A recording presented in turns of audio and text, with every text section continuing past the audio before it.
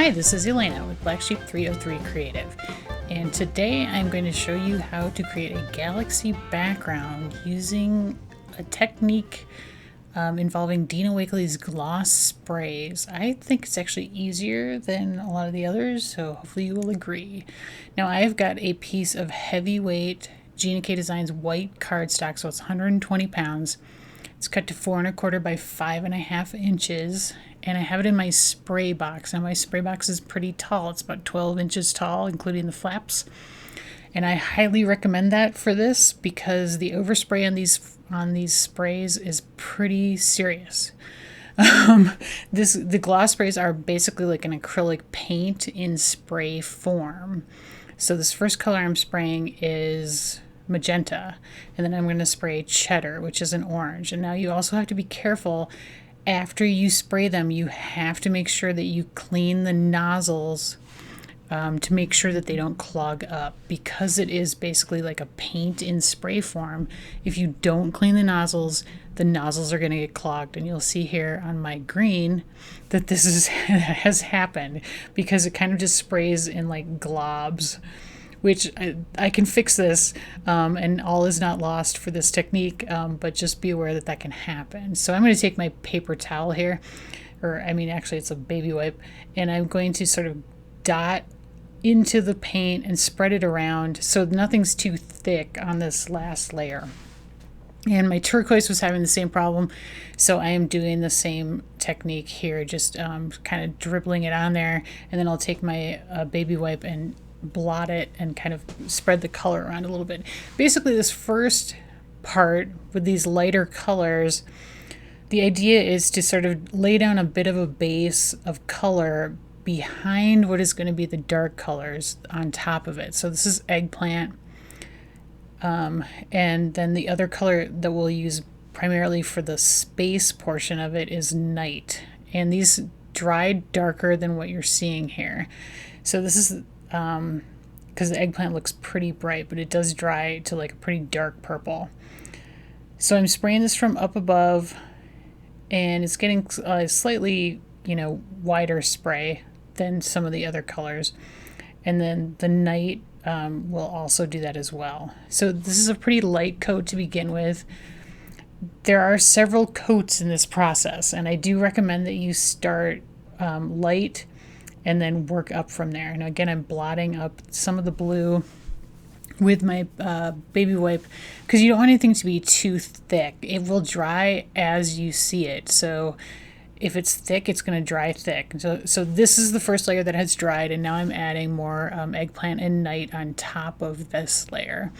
And it will again dry. Now you can see the overspray is pretty serious, so that's why I recommend tall box. And then here's where the effect is kind of cool. Like the blue is sort of getting this lacy effect, and that's part of what adds to this overall look, is the way the gloss sprays like kind of affect each other once they've dried and then you spray on top of them. So kind of this cool lacy look. Now I'm taking the Magenta and I'm using my finger. I just dribbled it on there, and then I'm using my finger to spread out the color because I'm trying to fill in any spots that have white sort of behind them still. Basically to create that effect, and this is the Cheddar, that you see in like Hubble Space Telescope photos of space where there are kind of clouds of color. Like space isn't just black with white stars. There are definitely like colors going on that you see. And so that's what I'm doing with this Magenta and the Cheddar. That was what the first layer, that very first layer was doing. And then I'm doing that again here with my finger and just spreading some of the lighter color around. Now I'm dabbing the Eggplant that I just sprayed around to again fill in some of the spaces. And I will do the exact same thing again here with the Night color. And that kind of like breaks up the color. You don't get anything too solid. So you're still seeing some of those other colors behind it. Like that's definitely part of the charm of this process. Like look at that, pretty cool. Okay, so now it's dried again, and this would be layer number 3. So I'm going to spray really from high up just with the Night to kind of try to fill in and darken down some of the spaces. So this is what we've got now.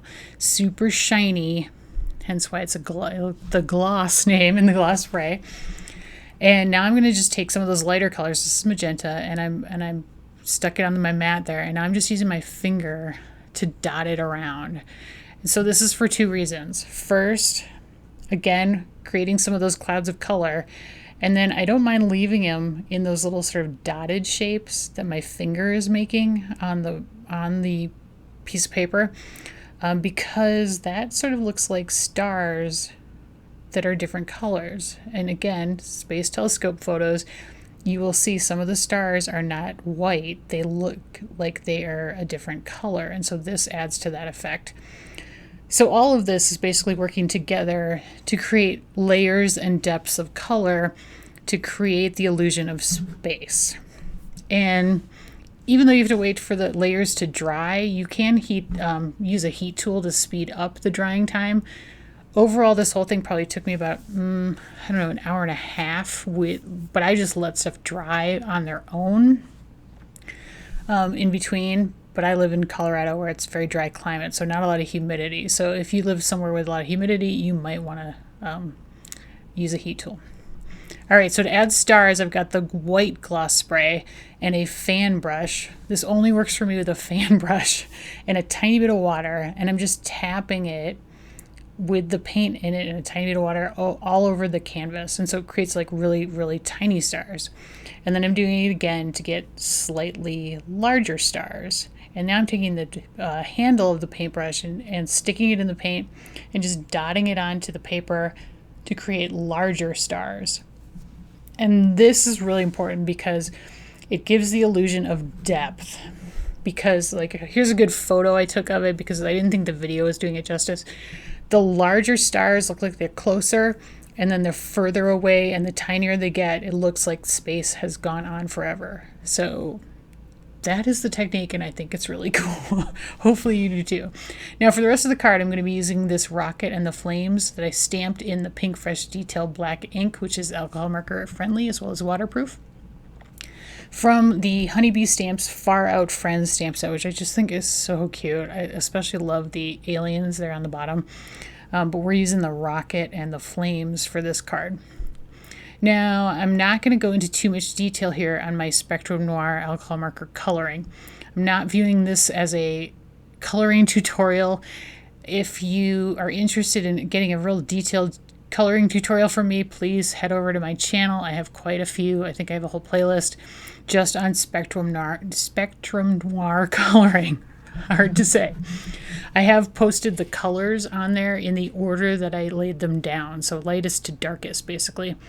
And you can see with the rocket, I basically used grays, used oranges and yellows for the flames, and then for the windows and some of the details, I've got sort of lighter blue, kind of a turquoisey blue, and then I will do purples for some of the other elements.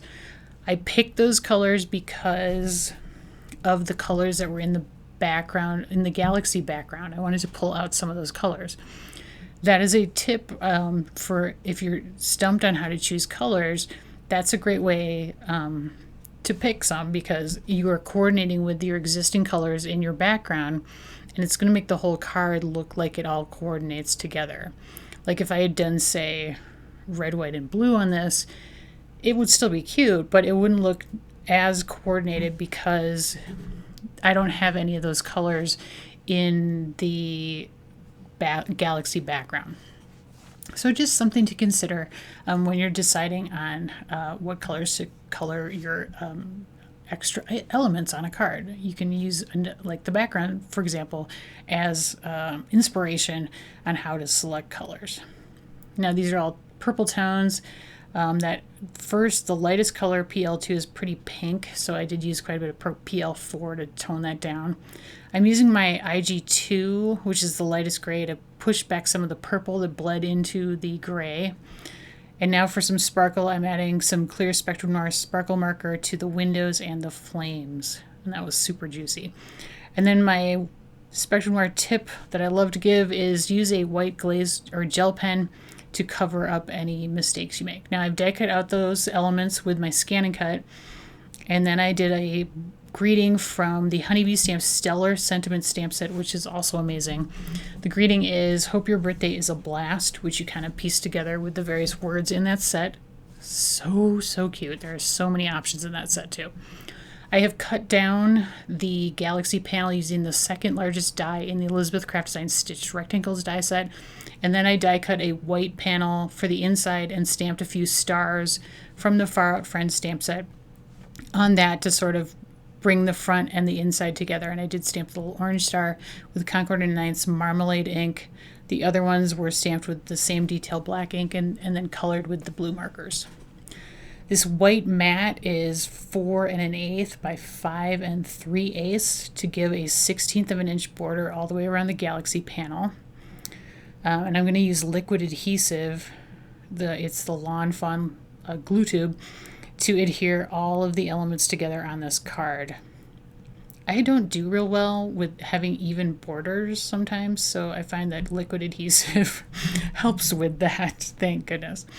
And then I will do the exact same thing for the inside panel. Now I do recommend, I'm putting this on a Concord and Ninth A2 size top folding card base. It's made out of the Concord and Ninth Eggplant cardstock. Now this cardstock is only 80 pounds, so I'm adding a heavyweight Gina K white panel to the inside, which helps give the card base some heft and helps to balance off the heaviness of the Galaxy on the front of the card base. So I would recommend that you do that if you use Concord and Ninth cardstock as a card base.